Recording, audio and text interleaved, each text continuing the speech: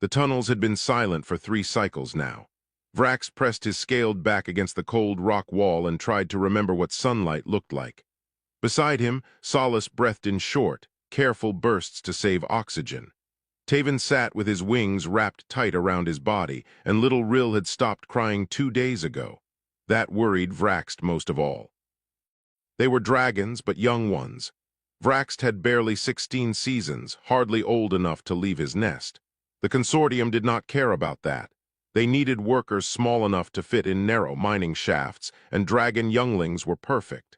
Cheap, too, since most families were desperate enough to sign the contracts without reading them. The collapse happened fast. One moment Vrax was chipping at a mineral vein, the next the ceiling came down in chunks. Their supervisor fled immediately, sealing the emergency doors behind him. Standard procedure, the company called it. Acceptable losses. That was 3 cycles ago. "I hear something," Rill whispered. Her voice sounded raw and small in the darkness. Vrax listened. Nothing but the usual creaks and settling of damaged supports. "It is just the rock shifting. Try to rest." "No, I really hear something, like footsteps." Solace lifted his head. "She is right. Something is moving in the main shaft." They all froze. The emergency rations had run out yesterday. They had been melting ice from the walls to drink, but even that was getting harder to find. If someone was coming, it meant one of 2 things. Either salvage crews picking through the wreckage, or consortium security making sure no one survived to file complaints. Neither option was good. A light appeared in the distance. Not the harsh white beams of corporate equipment, but something softer. Yellow, like flame, but steadier. It bobbed as it moved closer, illuminating the destroyed tunnel bit by bit. "Hide," Vrax hissed. He pulled Rill behind a fallen support beam. Solace and Taven pressed themselves into a crack in the wall. The light grew brighter. Footsteps echoed off stone, definitely getting closer. Heavy boots, the kind station workers wore, probably salvaged then. "Hello," a voice called out. Female, speaking standard, but with an accent Vrax did not recognize. "Is anyone alive down here?" None of them answered. Vrax held Rill tighter as she trembled against him. "My name is Carries Wade. I'm a rescue specialist." "Vrax. Nest Mother hired me to find her son. If you can hear me, please respond. I am not with the consortium." Vrax's heart hammered in his chest. His mother had sent someone, but that made no sense. She had nothing left to sell, nothing left to trade. The contract had taken everything. The light rounded a corner, and suddenly a human stood before them. She was shorter than Vrax expected, built solid like miners were, with dark skin and hair pulled back in a practical knot. Her clothes were worn but clean, covered in pockets and tool loops. The light came from a lamp mounted on her shoulder. She spotted them immediately. Her eyes went wide, then soft. "Oh, thank the stars, you are alive." Nobody moved. Carrie set down her pack slowly and held up both hands.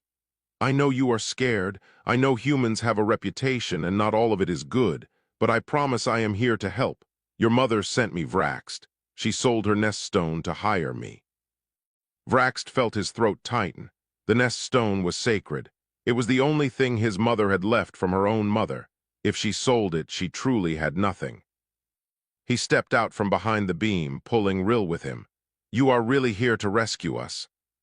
Carries smiled, and something about it made Vrax want to trust her. "Yes, all of you. What are your names?" "I am Vrax. This is Rill. Those 2 are Solace and Taven." "4 of you?" Carries looked around at the collapsed tunnel, at the sealed doors, at the precarious supports barely holding the ceiling up. Her smile faded. "Okay, this is going to be complicated." She walked over and sat down cross-legged in the rubble, right there in the middle of the disaster zone like it was the most normal thing in the world. Then she reached into her pack and pulled out ration bars. The good kind, not the compressed nutrition blocks the consortium handed out. "First things first, when did you last eat?" Rill made a small noise in her throat. Carries immediately handed her 2 bars. "Eat slowly or you will get sick. Taven, Solace, come get some food. We have planning to do and you all need energy." They crept forward like they expected a trap. But Carries just kept handing out rations until everyone had some, including herself. She took a small bite of hers while they devoured theirs. "Here is the situation," Carries said calmly. "The main shaft collapsed completely. The emergency exit is blocked by a cave-in. I checked both before I came down here. There is only one way out, and it is going to be dangerous." "What way?" Solace asked through a mouthful of ration bar. "There is a flooded tunnel 2 levels down. My ship is docked on the other side. If we can get through the water, we can get to safety." Vraxt felt his stomach drop. "Dragons cannot swim, we sink." "I know," Carries met his eyes steadily. "That is why I brought diving equipment. I will pull each of you through personally. It will be cold and scary, but I will not let you drown, I promise." Rill's voice was barely a whisper. "Why would you do that for us? You do not know us." Carries was quiet for a moment. Then she said something that Vraxt would remember for the rest of his life. "On Earth we have a saying, you do not leave anyone behind, especially not kids. I came here for Vraxt, yes. But now that I have found all four of you are coming home with me. That is not negotiable." For the first time in 3 cycles, Vraxt felt something other than fear. It felt like hope, strange and fragile in the darkness. This human, this stranger, was promising something no one had ever promised them before. Safety, protection, a way out. Carries stood and brushed dust off her pants. "Finish eating, drink some water, then we start planning our escape. I did not come all this way to fail now." In the lamplight, surrounded by destruction, 4 young dragons sat with a human who had just walked into their nightmare and called it solvable. The mine was still dark. The danger was still real. But for the first time since the collapse, they were not alone anymore. Carries worked through the night while the dragons rested. She set up portable lights that cast steady white beams across the collapsed tunnel, turning the tomb into something that felt almost like a workspace.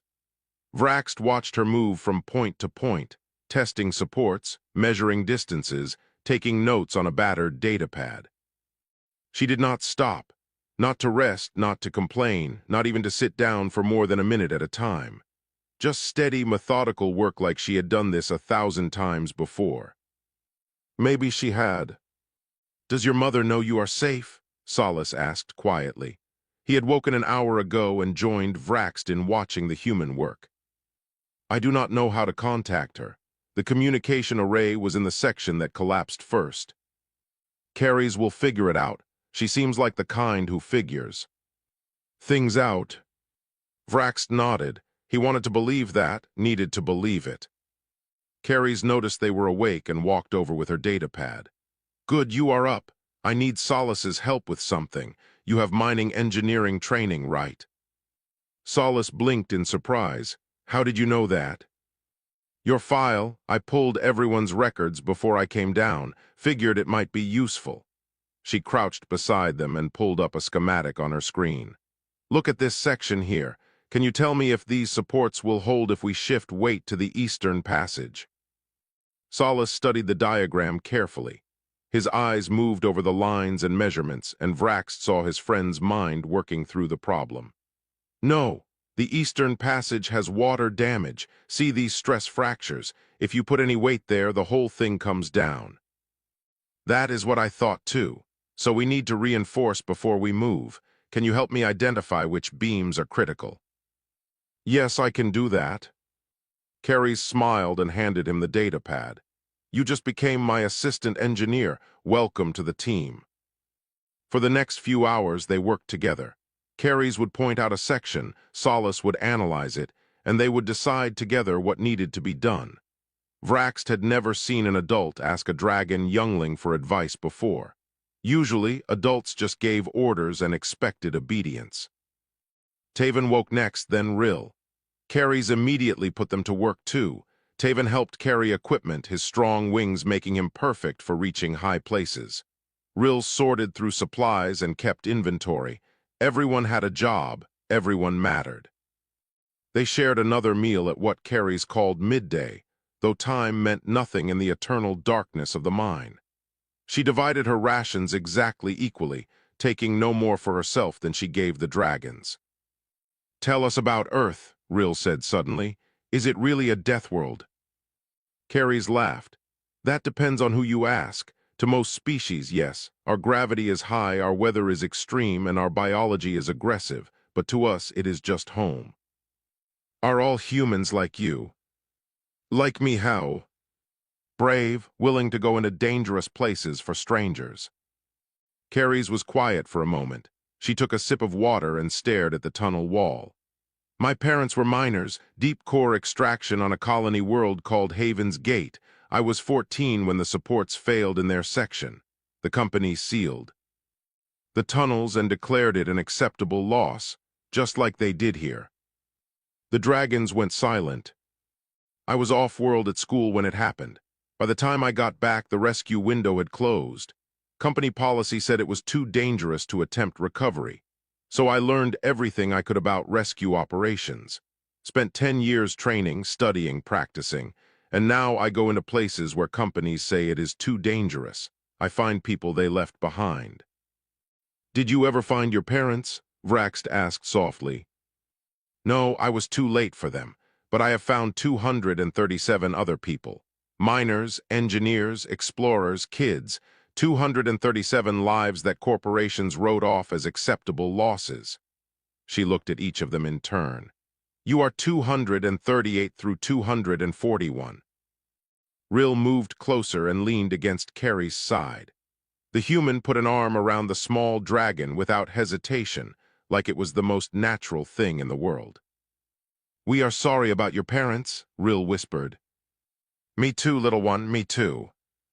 They sat like that for a while, the 5 of them in the circle of light, surrounded by darkness and danger but somehow feeling safe anyway. Then Carrie straightened and checked her chronometer. "Okay, team, time to finish preparations. We move out in 6 hours. That gives us time to secure the route and rest before the dive." "What do we need to do?" Taven asked. "Solace and I will stabilize the passage to the flooded section. Vraxt, I need you to help me organize the diving equipment. Taven, those wings of yours are going to help us check the upper supports for any weakness. Rill, you keep monitoring our supplies and let me know if we are running low on anything critical." They scattered to their tasks, moving with purpose now instead of despair. Vraxt worked beside Carries, learning how the diving harnesses worked, how the oxygen tanks connected, how the tether system would keep them linked together during the underwater passage. "I am scared," he admitted. "Good, fear keeps you careful. It is panic that gets people killed." She showed him how to check the seals on a breather mask. "You trust me, Vraxt?" "Yes." "Then hold on to that. When we are in the water and everything is dark and cold, remember that I have done this before. I will not let you drown. I will not let any of you drown. That is my promise to your mother and I." "Keep my promises." She said it with such certainty that Vraxt believed her completely. This human had walked into a disaster zone alone, carrying hope in her pack and determination in her eyes. She had shared her food, valued their skills, told them her pain, and promised them safety. On Earth, she said, you do not leave anyone behind. Vraxt was starting to understand what that meant. The water was black as void. Carrie stood at the edge of the flooded tunnel, her diving equipment already secured, and looked back at the 4 dragons huddled behind her. They looked terrified, which was reasonable. She was about to ask them to trust her with their lives in the most literal way possible. "Remember what we practiced," she said calmly. "Hold your breath when I signal. Keep your eyes closed if it helps. I will pull you through. The tunnel is about 40 meters long, should take maybe 90 seconds per dragon. You can hold your breath that long, right?" They all nodded, though Rill looked like she might be sick.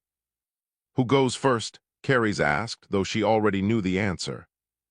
"I will," Taven said. His voice only shook a little. "I am strongest. If something goes wrong, better to lose me than the others." "Nothing is going wrong." Carries walked over and fitted the harness around his chest and under his wings. "But you are brave to volunteer. That takes guts." She checked every strap twice, tested the tether 3 times, and made sure the emergency oxygen supply was accessible.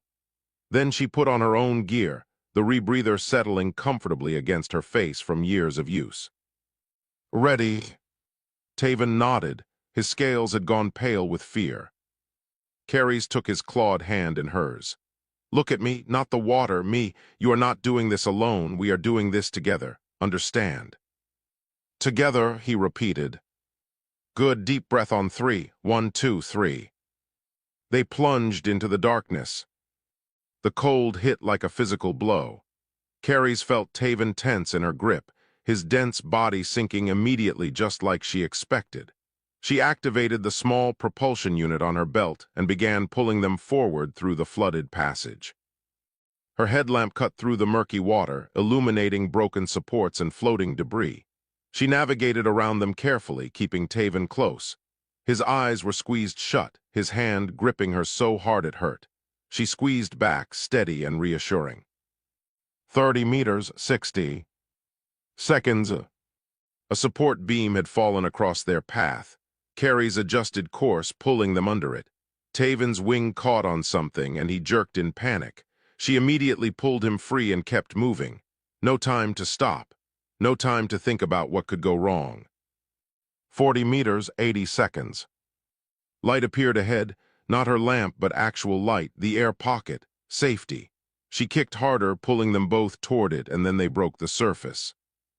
Taven gasped, coughing and shaking. Carries helped him climb onto the rocky ledge that bordered the water and removed his harness. "You did it," she said, her own breathing heavy. "You made it through." "I thought I was going to drown." "But you did not. You trusted me and you made it. Now rest here while I get the others." She did not wait for a response. There was no time. The longer the others waited, the more frightened they would become. She dove back into the water and swam back through the tunnel alone. Solace went next. He kept his eyes open the whole time, watching everything with that analytical mind of his. When they surfaced, he immediately asked questions about the structural integrity of the tunnel and whether the water levels were rising. Carries answered while she removed his harness, then dove again. Rill was tiny, light enough that pulling her through was almost easy, but she panicked halfway, thrashing in the water. Carries had to wrap both arms around her and hold her still while continuing forward. When they surfaced, Rill was sobbing and shaking. "You are safe," Carries said firmly. "You are safe now. Breathe with me. In, out, in, out." Rill clung to her, and Carries held the small dragon until the shaking stopped. Then she passed Rill to Solace and prepared for the final run. Vraxt was waiting in the darkness when she returned. He looked older than 16 somehow, like the weight of what they were doing had aged him. "Is everyone okay?" he asked as she fitted his harness. "Everyone is fine. You are the last one, then we go home." "Carries, thank you for all of this." She paused in checking his straps and met his eyes. "Thank me when we are all on my ship and out of here. Ready." "Ready." They descended together. The tunnel felt longer this time. Carries was tired from 3 round trips and her muscles burned from the exertion. But she pushed forward, pulling Vrax through the dark water with steady determination. She had done. Harder dives. She had saved people from worse situations. This was just another rescue, just another person depending on her. Except it was not. Not really. Somewhere along the way, these 4 dragons had become more than a job. They had become her responsibility in a way that went beyond contracts and payment. They were almost through when disaster struck. The tunnel shuddered. Vrax jerked in alarm and Carries felt rather than heard the groan of stressed metal. One of the supports was failing. She kicked harder, racing toward the light ahead, but she knew they were not going to make it in time. The support gave way with a sound like thunder. Rock and metal crashed down behind them, creating a surge of water that slammed into them like a fist. Carries lost her grip on Vraxt, and they tumbled separately through the churning water. She could not see him, could not find him in the chaos. Her headlamp spun wildly, showing nothing but debris and darkness. Panic tried to claw its way up her throat, but she shoved it down. No time for panic. Find Vraxt. Get him to safety. There, a flash of scales in the murky water. She grabbed his harness and pulled with everything she had left. The tunnel was collapsing behind them, but ahead the light still beckoned. Just a few more meters, just a little further. They burst through the surface together, gasping and coughing. Hands reached down and pulled them both onto the ledge. Solace and Taven dragged Vrax to safety while Rill threw her small arms around Carrie's. Behind them the tunnel collapsed completely. Water surged and settled. The way back was gone forever. But everyone was safe. All 4 dragons were accounted for. Carrie's lay on the cold stone, her body screaming with exhaustion, and felt someone checking her for injuries. Vrax, probably, or Solace. It did not matter. They were all here. They had all made it. "Come on," she said when she could breathe again. "My ship is just through that passage. Let us go home." The ship was small but clean. Carrie's called it the Wayward Star, though Vrax thought it looked more like a modified cargo hauler than anything fancy. There were sleeping quarters barely big enough for one human, a cramped cockpit, a storage bay that doubled as living space, and a tiny medical station. It was the most beautiful thing Vrax had ever seen. Carrie's got them settled immediately. Emergency blankets for everyone, hot drinks brewing in the small galley medical scanner checking each dragon for injuries. She worked with practiced efficiency, treating hypothermia and minor wounds while simultaneously plotting their course out of the asteroid field. "We will reach the nearest consortium station in 3 weeks," she said, wrapping a heated blanket around Rill. "Long enough for you all to recover. I will contact your families when we are in communication range." "What about you?" Solace asked. "Who pays you for this rescue?" Carrie's paused for just a second too long. Vrax's mother paid a deposit. The rest does not matter. But it did matter. Vrax saw the way her eyes flickered to the datapad showing ship expenses. He had seen enough mining operation budgets to recognize financial stress when he saw it. "You are operating at a loss," Solace said flatly. "That is my business. You said you came for 1 dragon. My mother could not have paid enough for 4. Carrie's turned away and started checking medical supplies. "Like I said, on Earth you do not leave anyone behind. The money will work itself out." She did not want to talk about it anymore, so they let it drop. But Vrax filed the information away. This human had bankrupted herself to save them. That was worth remembering. The first few days on the ship were strange. The dragons were used to cramped mining barracks and constant work schedules. But Carrie's ran the Wayward Star differently. She created routines, yes, but comfortable ones. Meals at regular intervals, time for rest and recovery, even entertainment. She taught them Earth games, card games that made no sense until suddenly they did. Word puzzles that Solace loved. Simple drawing exercises that Rill excelled at. She told them stories about Earth, about oceans and forests and cities that stretched to the horizon. "Is Earth really as dangerous as they say?" Taven asked one evening. They were all gathered in the storage bay, which Carrie's had converted into a common room with blankets and cushions from somewhere. "Depends on where you go. The Deathworld reputation is earned mostly from our wildlife. We have predators that can kill you in seconds, weather patterns that can destroy cities, gravity that crushes most species. Why do humans stay there then?" Carrie smiled. "Because it is home, humans are adaptable, we survive anywhere, but we love hardest the places that shaped us. Earth made us tough, yes, but it also made us appreciate safety when we have it, made us protective of those who cannot protect themselves." "Is that why you rescue people?" Rill asked.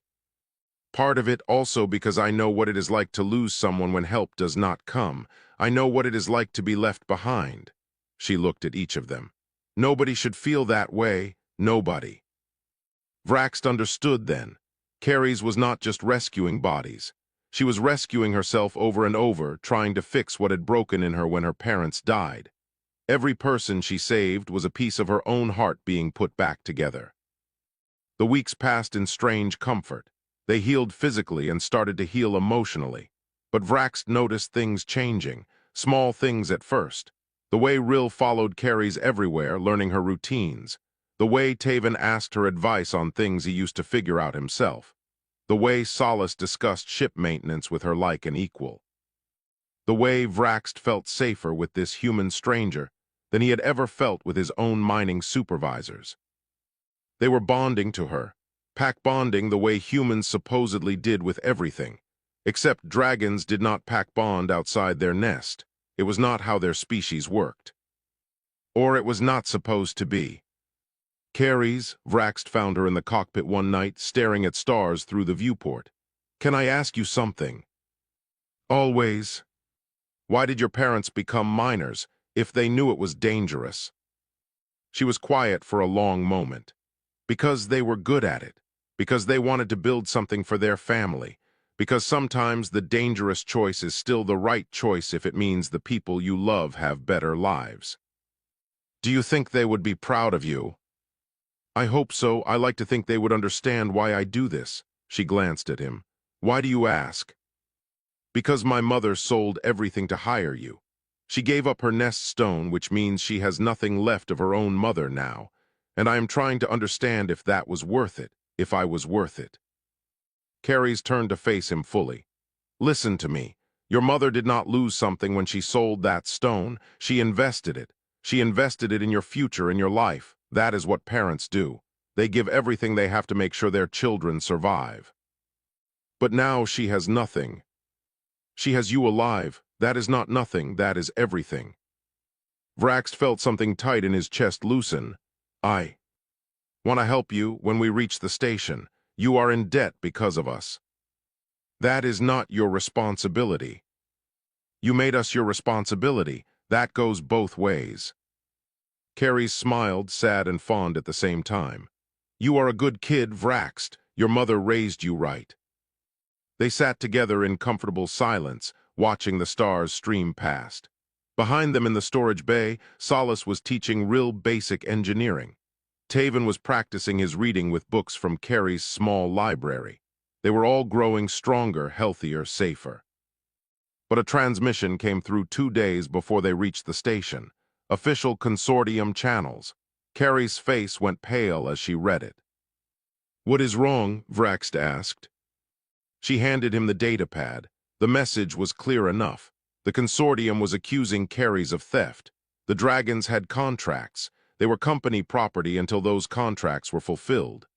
By removing them from the mine without authorization, Carries had committed corporate theft. They were waiting for her at the station, not to thank her for saving lives, but to arrest her and send the dragons back to the mines. Back to the darkness, back to the danger, back to being acceptable losses. "No," Vrax said, "we are not going back. There has to be another way." Carries looked at him with tired eyes. "I am open to suggestions." The consortium station loomed ahead like a threat made solid. Carries docked the wayward star with steady hands despite the tension vibrating through every muscle.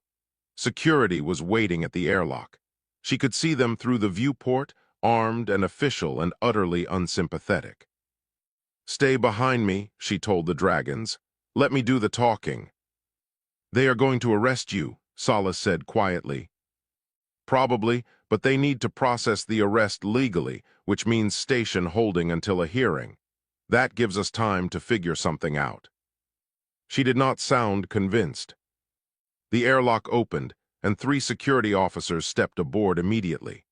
The lead officer, a Kellian with blue skin and too many eyes, held up a datapad displaying official warrants. "Carries Wade, you are under arrest for corporate theft, breach of salvage protocols, and unauthorized removal of contracted workers. The Dragon miners are to be returned to consortium custody immediately." "Those Dragon miners have names," Carries said coldly. "And they almost died in that mine, the consortium abandoned them. The situation was deemed an acceptable operational loss.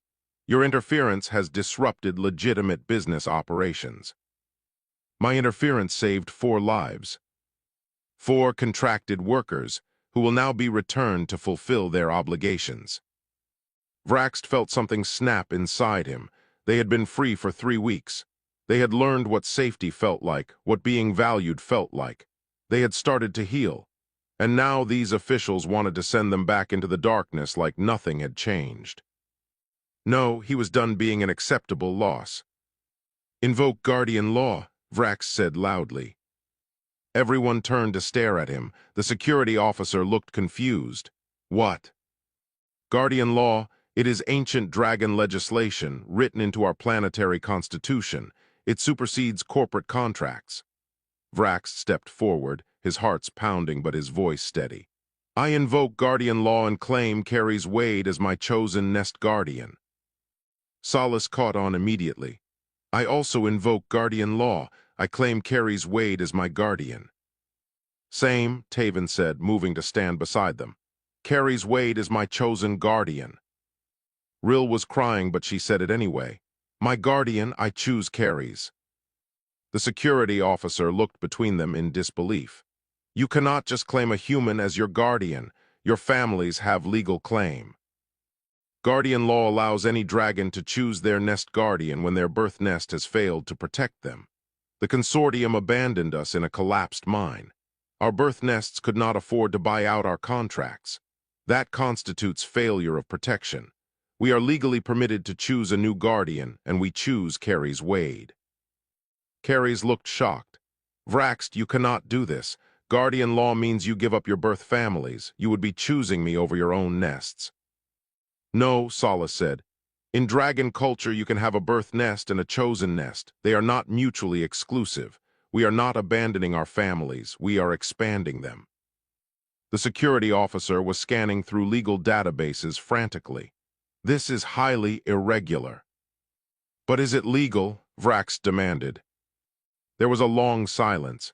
Then the officer's shoulders slumped. "If the Guardian accepts the claim, yes, it supersedes corporate contracts, but the human would need to accept formally." Everyone turned to Carries. She looked at the 4 dragons standing before her, offering themselves as her family, choosing. Her over freedom, tears were streaming down her face. "You do not have to do this," she whispered. "I will fight the consortium in court. I will find another way." "We want to do this," Vrax said. "You risked everything for us. You gave us safety when no one else would. You are already our guardian in every way that matters. We are just making it legal." "Carries," Rill said softly, "please do not make us go back." Carries wiped her eyes and straightened. When she spoke, her voice was firm. "I accept. I claim these 4 dragons as my chosen nest. I will protect them, provide for them, and honor their trust in me. By human tradition and dragon law, they are mine and I am theirs." The security officer made a disgusted noise, but tapped commands into his data pad.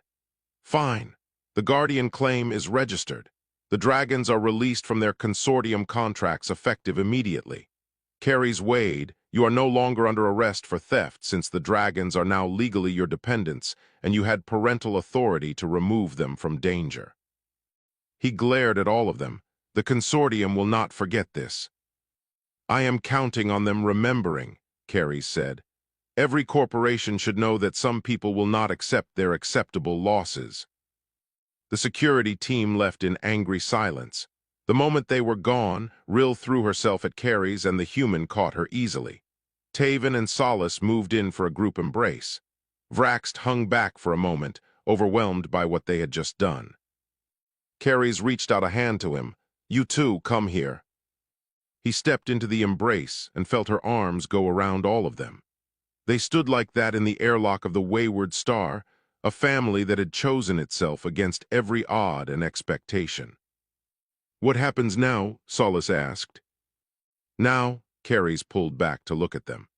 "Now I need to figure out how to afford feeding 4 growing dragons, and I need to contact your birth families to explain what happened. And I need to find us somewhere to live because this ship is way too small for all of us long-term." "We will help," Vrax said. "We are not children who need to be carried anymore. We can work. We can contribute." "You are absolutely children who need to be carried sometimes," Carries said firmly. "That is what guardians do. But yes, when you are ready, when you have healed fully, we will figure out the rest together. As a family." A family, Vrax had a birth nest he loved, but now he had a chosen nest too, built from rescue and trust and shared danger. A nest that included a human who walked into darkness without hesitation, and a group of dragons who decided that being together mattered more than following rules. The consortium station stretched around them, full of regulations and corporate power. But standing in that airlock, surrounded by the people he had chosen and who had chosen him back, Vraxx felt safer than he had ever felt in his life. They had found each other in the dark mine, and now they would face everything else together in the light. 6 months had changed everything. The habitat hung in stable orbit around a small moon, far from consortium space and corporate oversight. It had been a derelict mining station once, abandoned decades ago when the resources dried up. Carries bought it for practically nothing and spent 3 months making it livable with help from 4 determined young dragons. Now it was home.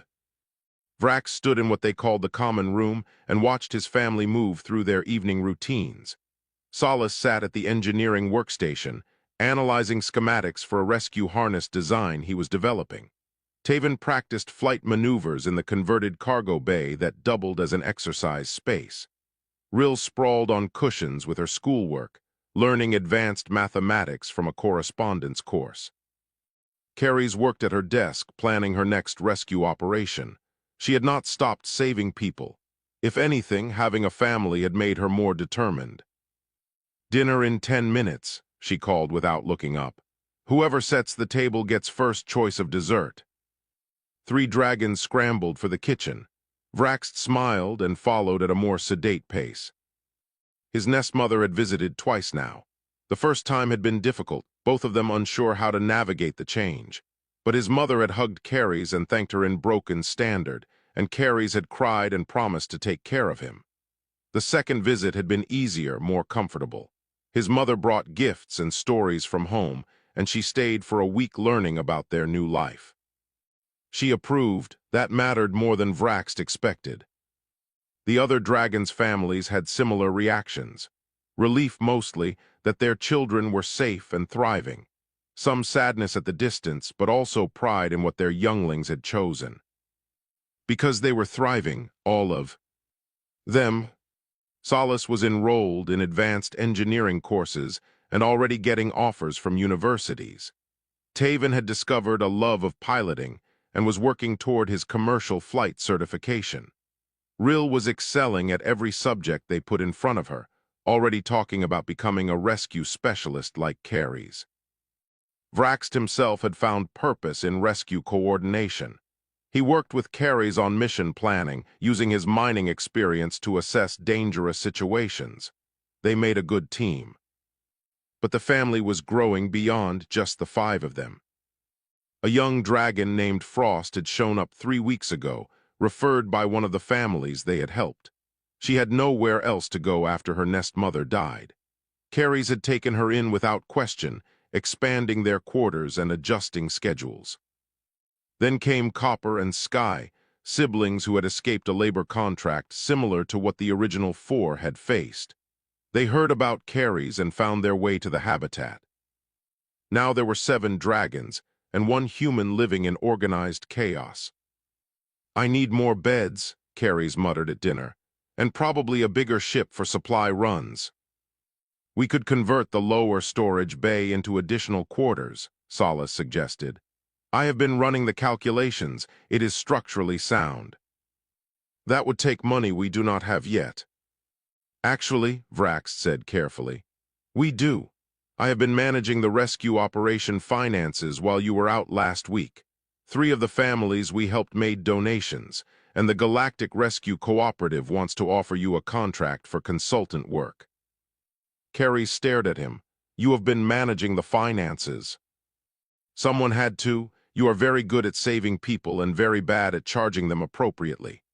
He slid a datapad across the table. "I created a sliding payment scale based on family means. Those who can afford it pay more, those who cannot pay less or nothing. But enough people can afford it that we are actually operating in the black now." She looked at the numbers in disbelief. "This is real." "I double-checked everything," Solace confirmed. "Vraxx is right. We are financially stable for the first time since he started tracking." Carries put her face in her hands. When she looked up, she was laughing and crying at the same time. You learned accounting to save my rescue operation. You learned diving to save us, Vrax said simply. This is what families do. Rill tugged on Carrie's sleeve. Does this mean we can get the good synthesizer food, the kind that does not taste like recycled protein?